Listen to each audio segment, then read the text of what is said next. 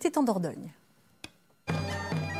Voyage dans le temps depuis 12 ans. Le médiéval est à l'honneur dans cette vallée du Drô, entre la Gironde et la Dordogne. Au son de la cornemuse, nos ancêtres aimaient la fête.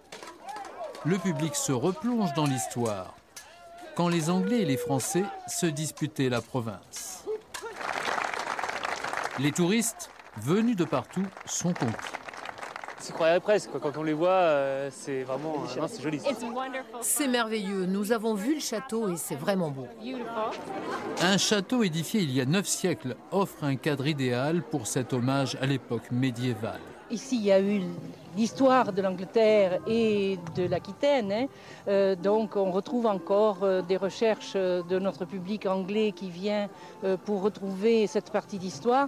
Une histoire écrite en partie au travers des chevaliers et leur code d'honneur. Ici, c'est une association qui remet en scène les tournois avec des chevaux de caractère. Un bon entraînement est nécessaire car l'exercice est dangereux. Viser avec un casque où il y a une fente de 5 mm, avec une lance qui fait 2,30 m, il faut s'entraîner. Quand la réalité remplace les livres d'histoire, on peut apprendre entre autres les gestes pour forger les outils ou les armes. On fait visiter les vieilles pierres, en même temps on offre des spectacles à la fois distrayants mais également il y a toujours un aspect pédagogique, on tient beaucoup à ça. Majestueux, hiboux, faucons et aigles planent sur la cour du château. Des oiseaux à qui il faut savoir parler. Il y a un rapport de confiance, ça ne sera jamais, même s'ils sont tous nés en captivité depuis plusieurs générations, ça ne sera jamais des animaux domestiques, quoi. Ils gardent toujours cet instinct de prédateur et de sauvage. La poésie, la lumière et la magie des danseurs de feu qui nous hypnotisent.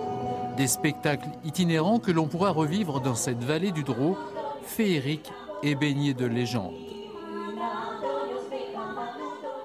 Et puis cet événement à Lille, mais aussi pour tous les amateurs de foot.